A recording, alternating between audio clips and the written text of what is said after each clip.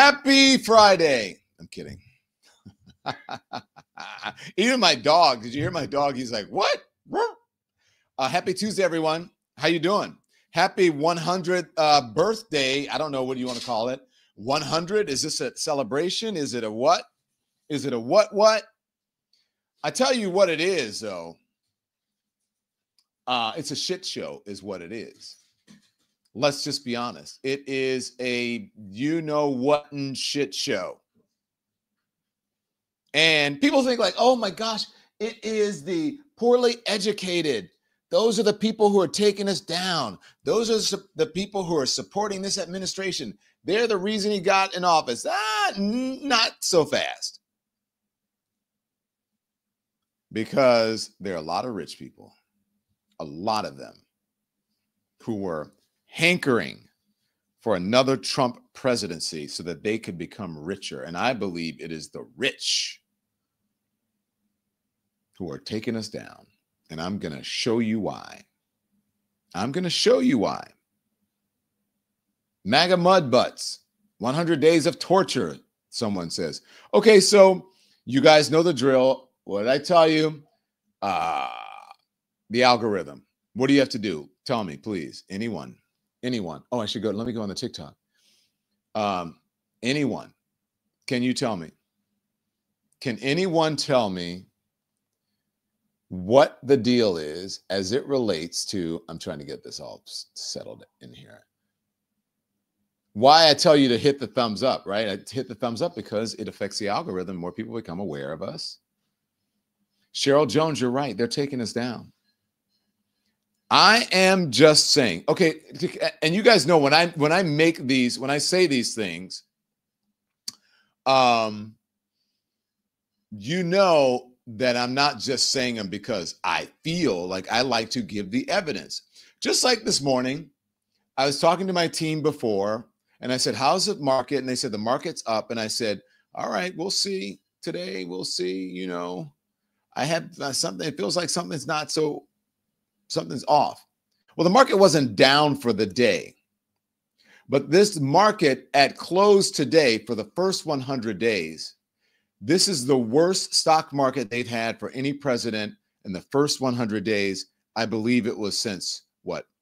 There it is, 1973. Wall Street Journal, the S&P 500 just ended the day with its biggest loss in the first 100 days of a new presidential term since Nixon's in 1973.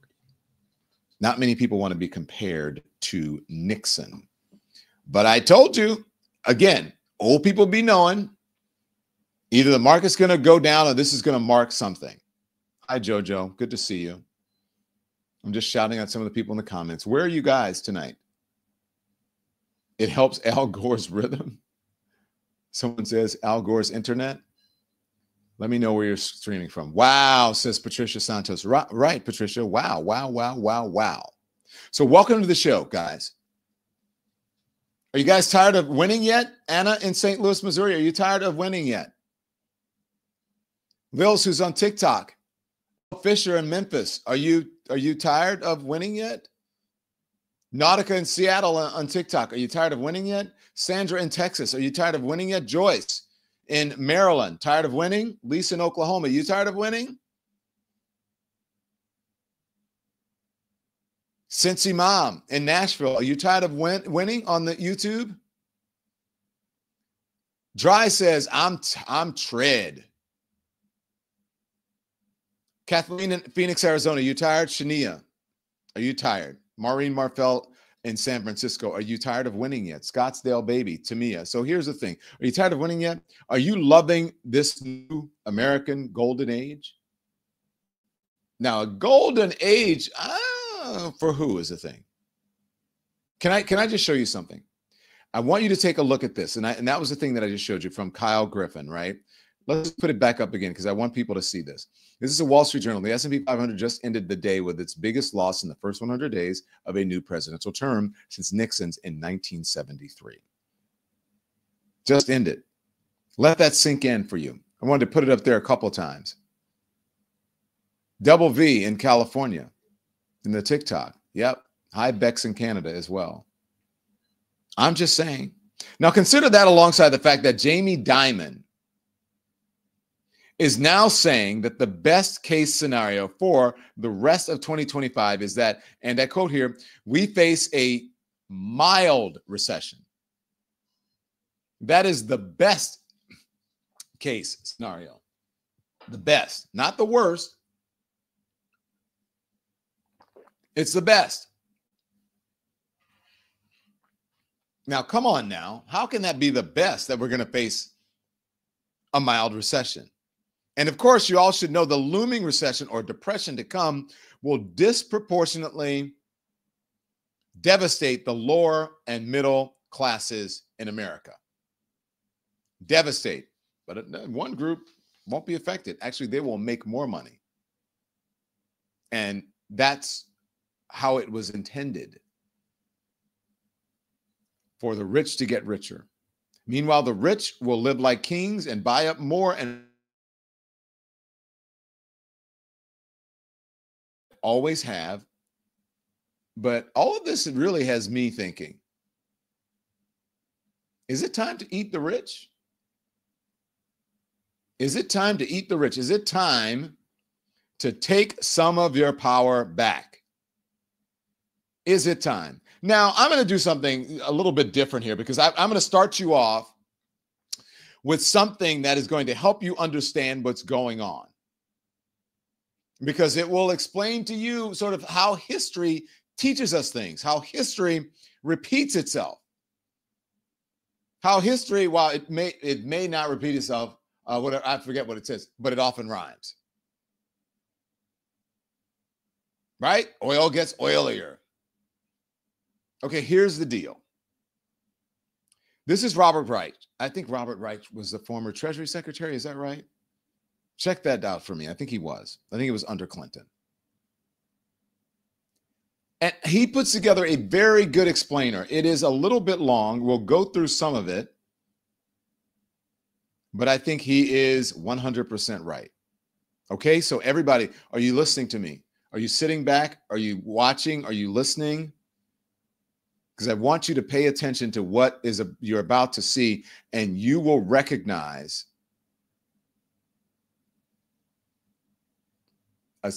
not a similarity, not some similarities, but many similarities. This is a labor secretary, according to my friend George Bliss. He was a labor secretary, and I think it was under Clinton. Yep, see, I know that. Thank you.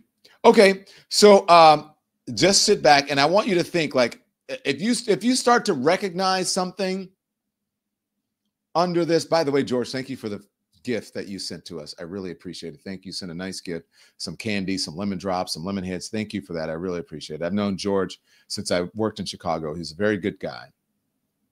I won't say that he was a source, but he's very helpful. Okay, so let's go. Robert Wright. Everybody pay attention and listen. Here it is. Ultra wealthy elites, political corruption, vast inequality. Back up to the beginning. Hold it. But aren't you back at the beginning? But again, this sets up my whole lesson, as I tell you in the morning when I do my lesson plan for the show for the day. This will set up the talk that we're going to have. Okay, so please pay attention. Here it is. Ultra wealthy elites, political corruption, vast inequality.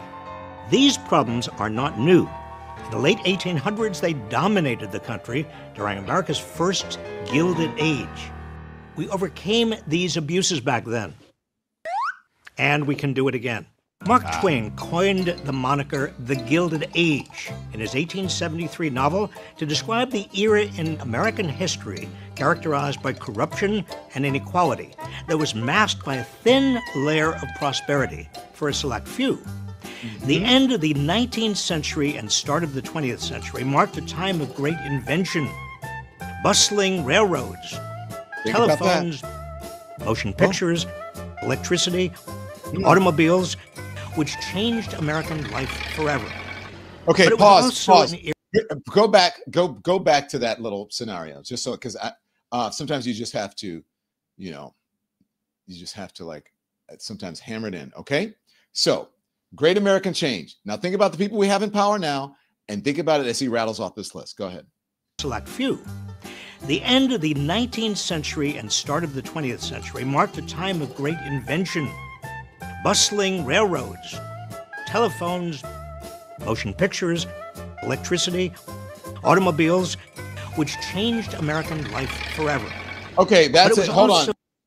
Okay, so think about it. So the inventions, airplanes, if you look at like how big the airplanes are, I mean, the industry, how much money you have to pay to get on an airplane now.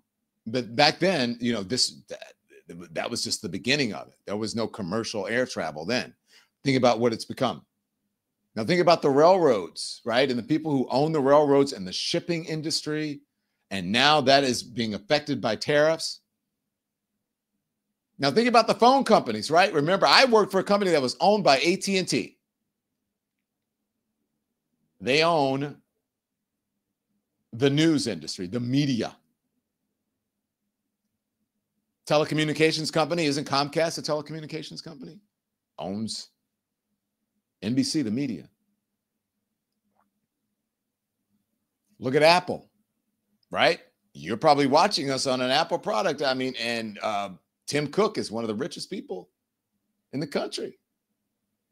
He's at the inauguration. Motion pictures. Paramount now being sued by Donald Trump or whatever, or CBS. They own CBS.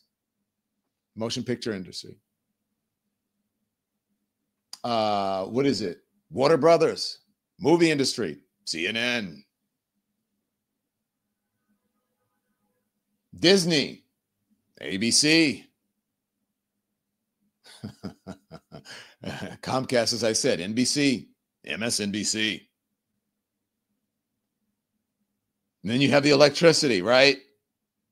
Those are the people that make the batteries or give the power. That's like the electricity, the oil industry. Huge. Think about all the wealthy people in the oil industry that have so much control over our lives now. Monopolies. And then the automobiles. Tesla, anyone?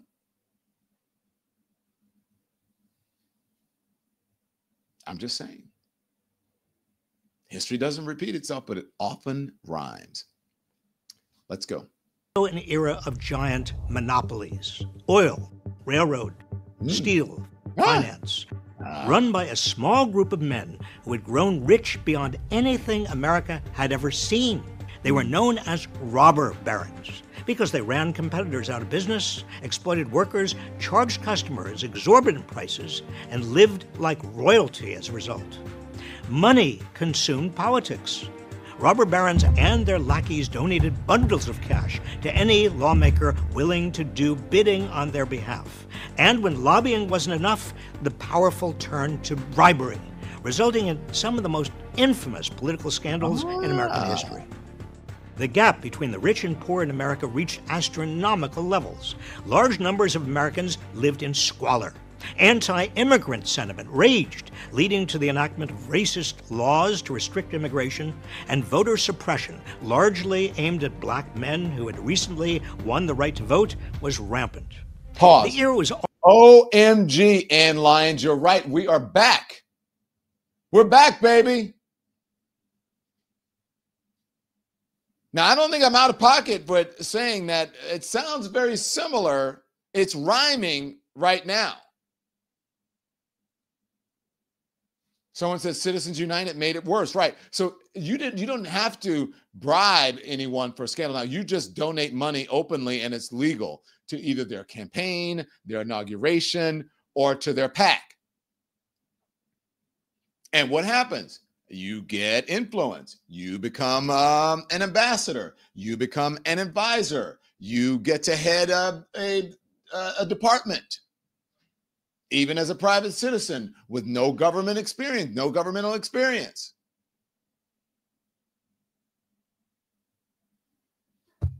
Hi, Andy, is this the right mic? Is this thing on? Yep, you're on. You're okay, on. I just want to check. I have to check every once in a while. I have to check to make sure you guys are listening. Someone said AT&T doesn't own it. Yeah, of course, I know they sold, but they did for a long time. And they still own, I think, DirecTV or part of it, perhaps. I think so. Yeah. So, I mean, look, still, And look at Mark Zuckerberg. That is also, I call that the communications industry as well. We're just numb, someone says in the comments. Yes, we are back. Keep rolling. Also marked by dangerous working conditions. Children, often as young as 10 years old, but sometimes younger, work brutal hours. Okay. You know what Florida just did? What they said, the kids, they wanted to lower the working age, right? And didn't Arkansas pass something similar to this, if memory serves me correctly? Children. All right, keep going. We're back, baby. Sweatshops. Workers trying to organize labor unions were attacked, sometimes killed. It seemed as if American capitalism was out of... Some very big companies now union busting. You know who you are? And you guys know who they are. Tell me who it is in the comments. Keep going. Control, and American democracy couldn't do anything about it because it was bought and paid for by the rich. But Americans were fed up, and they demanded reform. Many took to the streets in protest. Investigative journalists, often called muckrakers then, helped amplify their cries by exposing what was occurring throughout the country. And a new generation of political leaders rose to end the abuses. Now, why do you think that they constantly attack the media? It used to, and why they are trying so hard to influence the media and change the message or control the message, because they know that's where the power is, and they're having extreme success in doing it.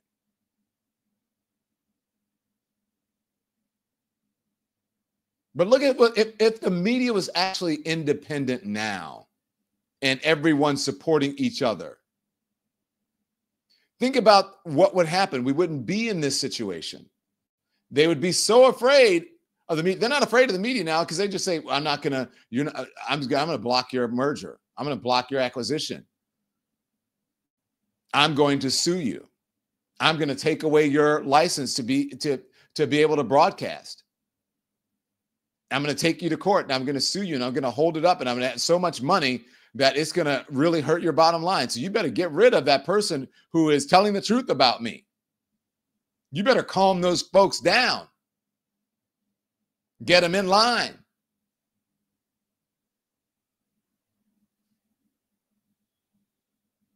Think it's a game. Where's the lie? Keep going. Politicians like Teddy Roosevelt, who warned that a small class of enormously wealthy and economically powerful men, whose chief object is to hold and increase their power, could destroy American democracy.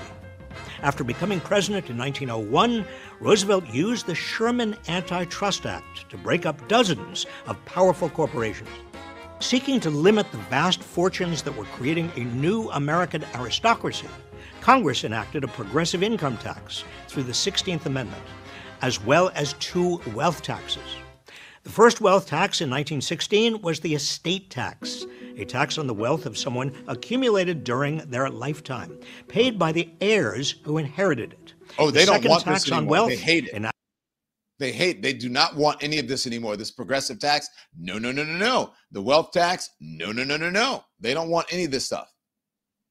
Keep going. Enacted in 1922 was a capital gains tax, a tax on the increased value of assets paid when those assets were sold. The reformers of the Gilded Age also stopped corporations from directly giving money to politicians or political candidates.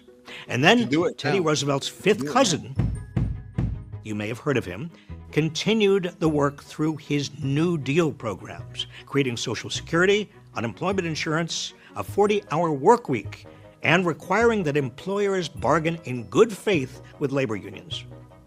But following the death of FDR and the end of World War II, when America was building the largest middle class the world had ever seen, we seemed to forget about the abuses of the Gilded Age. Now, more than a century later, America has entered a second Gilded Age. Here we go. It's also a time of extraordinary invention, and a time when monopolies are taking over vast swaths of the economy. So we must renew antitrust enforcement to bust up powerful companies. Now, another generation of robber barons is accumulating unprecedented money and power. So once again, we must tax these exorbitant fortunes.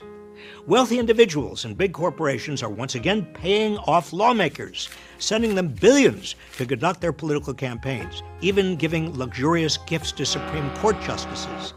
So we need to protect our democracy from big money, just as we did before. Voter suppression runs rampant in the states, as during the first Gilded Age, making it harder for people of color to participate in what's left of our democracy. So it's once again critical to defend and expand voting rights. Working people are once again being exploited and abused. Child labor is returning. Unions are busted. The poor are again living in unhealthy conditions. Homelessness is on the rise. And the gap between the ultra-rich and everyone else is nearly as large as in the first Gilded Age. So, once again, we need to protect the rights of workers to organize, invest in social safety nets, and revive guardrails to protect against the abuses of great wealth and power. The question now is the same as it was at the start of the 20th century. Will we fight for an economy and a democracy that works for all rather than the few? We've done it before.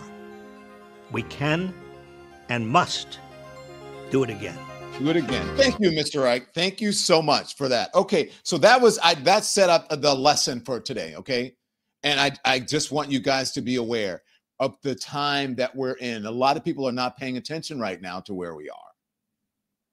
And even some of our politicians who need to get more fire in their belly and under their butts and get out there and start to protest. They need to realize that we're not in the same time as when they entered the Senate or the Congress years or decades ago, when they were young. This whole thing about we have to have some decorum. Get out of here with that. No, no, no. So I think this is when they talked about the media. It's important to have independent media, okay?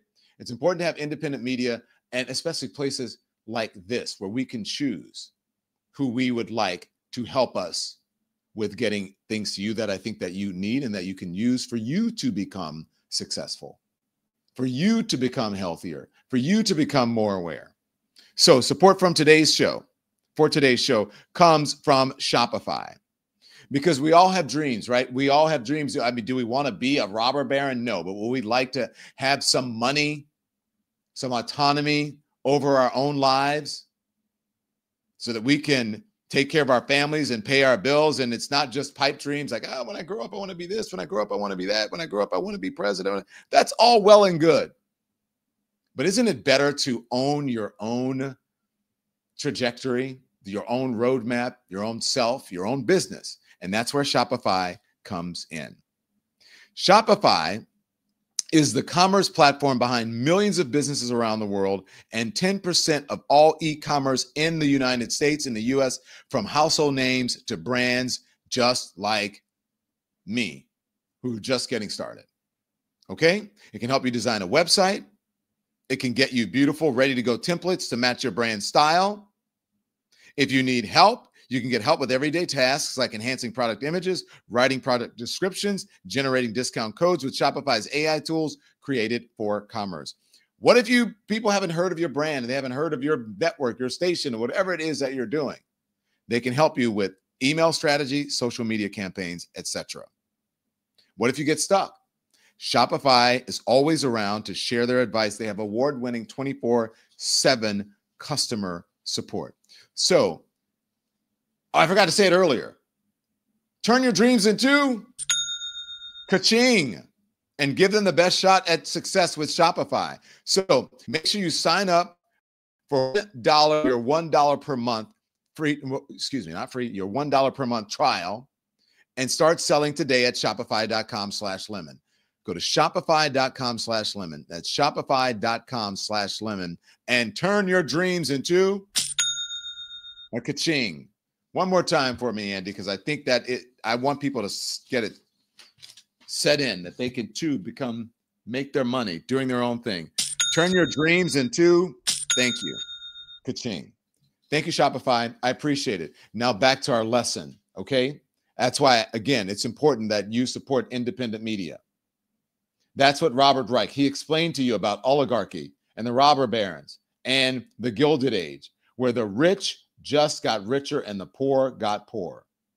Okay, so I showed you that this is the worst 100 days for the markets, the S&P, since 1972. And then this morning, guess what? Amazon announced that they were going to add the price of tariffs to their information on, this was the Amazon Hub, which is the cheaper Amazon site that competes with Temu and Shine or Sheen or whatever, and those things. And that they were going to do it. And then everyone thought it was going to be on the main Amazon site. Amazon is saying that was never the intention. It was just going to be, that's what they say. And so then Caroline Levitt said, I spoke to the president. The president said that this was, Amazon is doing a hostile political act. This is what she said after hearing that news. It was reported this morning that Amazon will soon display a little number next to the price of each product that shows how much the Trump tariffs are adding to the cost of each product. So isn't that a perfect crystal clear demonstration that it's the American consumer and not China who is going to have to pay for these policies? I will take this, since I just got off the phone with the president about Amazon's announcement.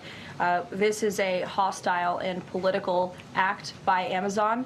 Why didn't Amazon do this when the Biden administration hiked inflation to the highest level in 40 years? And I would also add that it's not a surprise because, as Reuters recently wrote, Amazon has partnered with a Chinese propaganda arm. So this is another reason why Americans should buy American. It's another reason why we are onshoring critical supply chains here at home to shore up our own critical supply chain and boost our own manufacturing here. Is Jeff Bezos still a Trump supporter? Look, I will not speak to the president's relationships with Jeff Bezos, but I will tell you that this is certainly a hostile and political action by Amazon. And Secretary, if you have anything to add. The rich.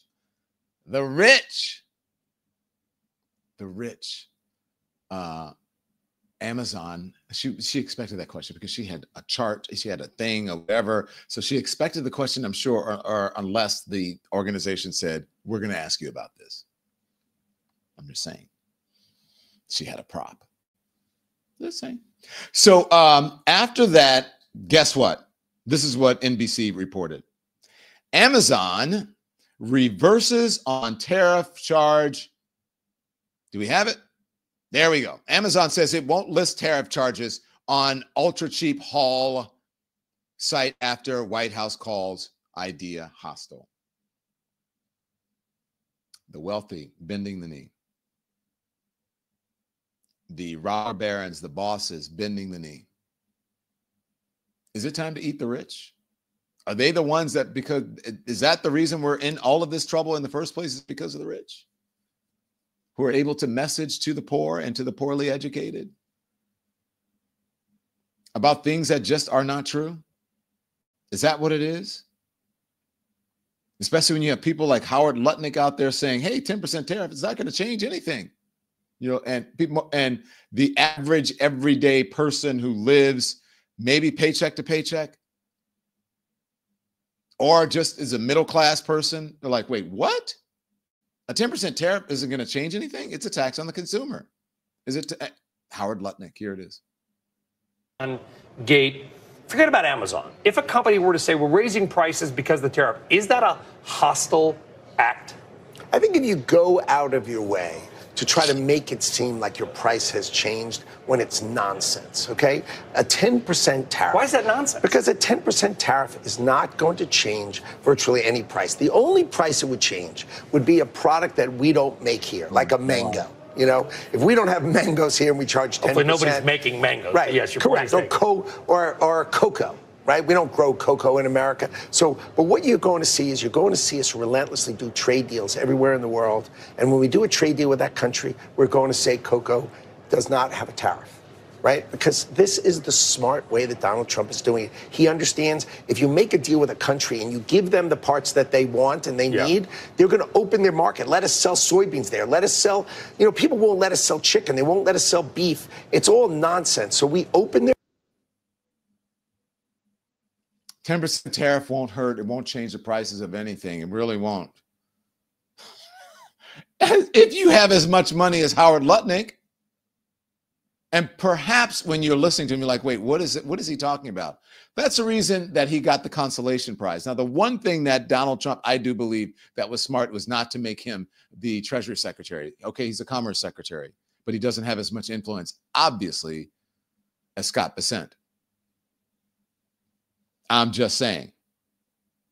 Howard Lutnick, again, remember we talked about child labor or, you know, what they're going to do to young people? This is Lutnick talking about working in factories and the people who are in community colleges and all this. I don't know where they're going to get all these people, but here he is. Lutnick again. Where are you going to find the people to work here? Right? You're north of Phoenix. Where are they coming? That's you right. go to the community colleges and you train people. So all the community colleges around here, Arizona State's on it, Grand Canyon, all these community colleges here are training people right now, technicians, and these are really good paying jobs. You start at 70s, 80s, $90,000. These are trade craft. It's time to train people not to do the jobs of the past, but to do the great jobs of the future. You know, this is the new model where you work in these kind of plants for the rest of your life and your kids work here and your grandkids work here. You know, we let the auto plants go overseas. Right now, you should see an auto plant. It's highly automated, but the people, the 4,000, 5,000 people who work there, they are trained to take care of those robotic arms. They're trained to keep the air conditioning system. You're taking a lot of guff.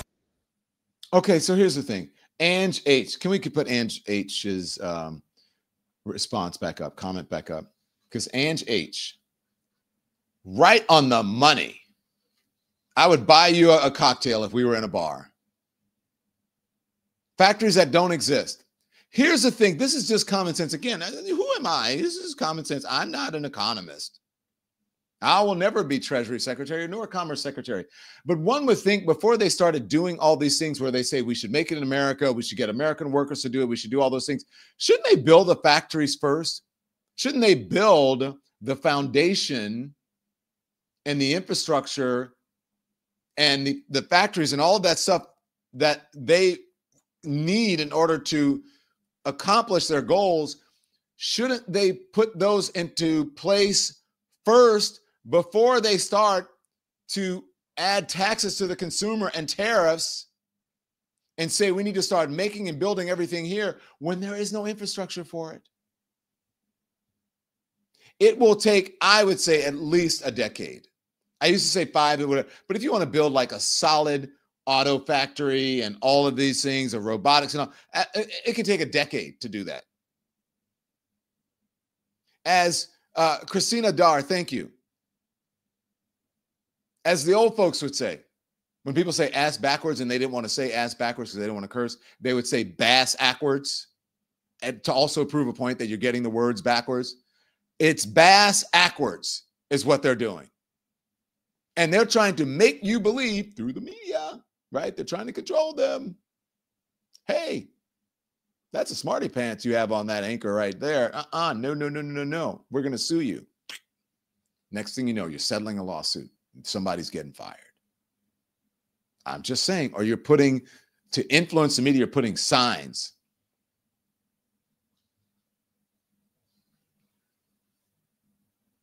Mugshots behind you so that the public can see what's going on. They have no plans. They're just stealing, Michelle says. True. What is this? This is from Punchbowl. I want you to see this. This is a Punchbowl said late stage capitalism. What does it say? Okay, so Punchbowl. Now I have not read this, but let's put it up. Can you make it bigger, Andy? So Punchbowl says, presented by Amazon. Annie, Molly, and Grace grew up on their family farm in Grand Forks, North Dakota. They started 3 farm daughters, a line of high fiber, nutritious pasta using the farm's wheat. Since the pasta took off, they use Amazon to help with logistics. Running a small business out here in Grand Forks isn't easy, so we get a lot of help from Amazon, which handles all of our shipping, they said. Amazon to display tariff costs for consumers. That's what was going to happen. Sorry, can we get the caption of the tweet? No. That's what we need. That's what we want. The Punchbowl story on Amazon, sponsored by Amazon, is completely true per Amazon. Oh, it's presented. I get it. Oh, right. It's presented. See, ooh, this is presented by Amazon. Thank you, Peter. Presented by Amazon. Punchbowl story on Amazon, sponsored by Amazon, isn't completely true. Per Amazon. But still, oh my gosh, this is crazy. This is crazy. This is where we are right now. It's no wonder the cover of the New Yorker, when you're talking about Lady Liberty and all the liberties that we have or we don't have, it's no wonder the cover of the New Yorker says it all. Lady Liberty, behind bars, tired, sitting, waiting to be free again. Send me whatever, yearning to be free. You're poor, yearning to be free. And now the Statue of Liberty is yearning to be free. And then as you see, counting down the days of this administration. Brilliant, brilliant cover. Now, you know, there are certain news organizations, and it's becoming more prevalent, that are arms of the administration. It is state-run media. One channel in particular, but you know, it's not just that channel. It's becoming a bunch of them, if not all of them for now. Oh, did you guys get the thing that I sent you earlier? Did you guys? I want you to, because you guys heard, I'm not sure if you heard what happened at the White House Correspondents' Dinner this past weekend, where there was so much consternation and hand-wringing about and chastising the media for missing or downplaying or afraid to report on the Biden story, right? Biden's alleged cognitive decline and Biden's slowing down and Biden's a mental acuity. Okay. But they said that, you know, everyone's afraid of it. I heard, I think Kristen Welker of Meet the Press said something similar. I love her. And look, it may be right for some. She may be right on, and others, it may be right. And even the right-wing media, they may be right for some. But they're not right for all. Let me know when you have it, producers. And, you know, I like facts. But you guys may have missed it because you were afraid, or I don't know. I don't know if you were afraid or what, but there are some people who are real journalists, some people who are willing to, you know, stick their necks out, jeopardize their careers to tell you the truth.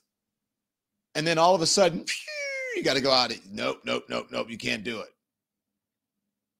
Now, I just want to show you something that really caused me a lot of problems, a lot of trouble with the White House. They got mad at me. They were like, who's doing the interview? Don Lemon. Can we get somebody else to do the interview? Do your research. For a long time.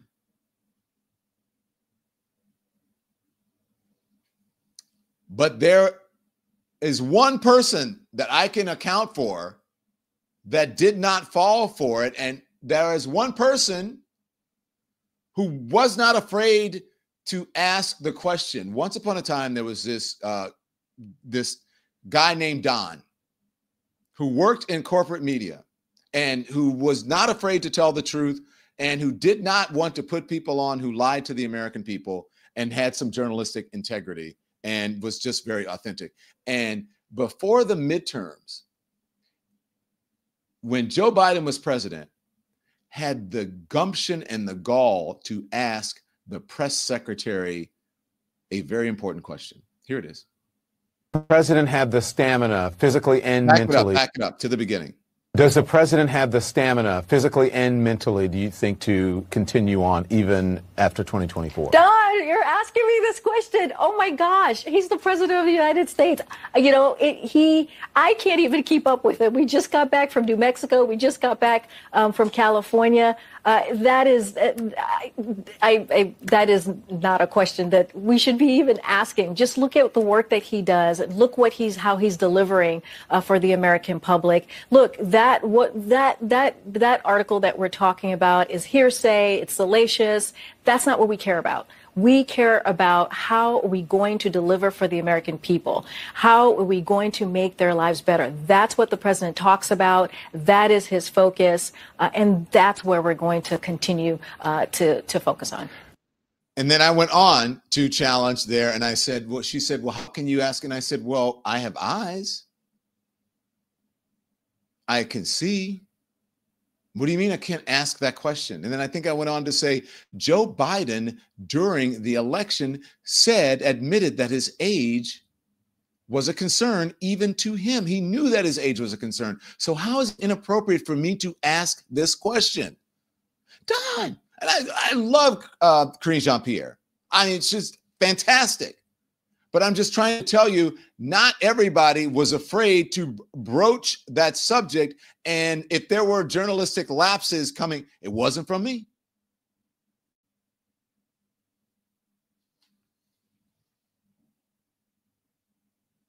Y'all think I'm batting. Y'all think I'd be lying, right? But old people be knowing. There's a reason that I'm in independent journalism right now. That's the reason independent journalism is important. Look at my friend Jim Acosta. Held their feet to the fire, just like someone who's sitting in front of you. And guess what? He's gone.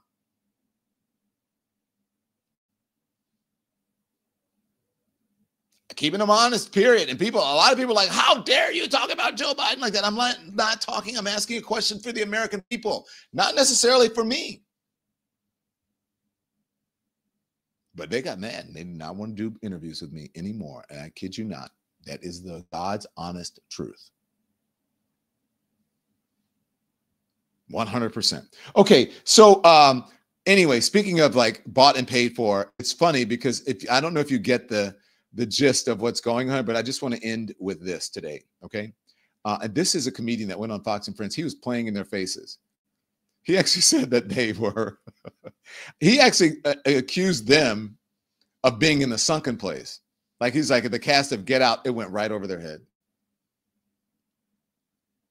Matt Friend on Fox and Friends this morning. Watch it. It's really good.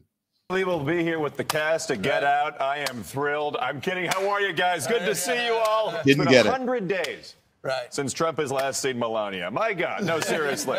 By the way, the Pope did die. He will likely soon be replaced by an older white man. So that means Democrats will soon try to replace him with Kamala Harris. But anyways, Bernie Sanders at Coachella. What was going on there? Right. Bernie, like imagine you're a 12-year-old kid who wants to like dance and then you just hear, we are in danger.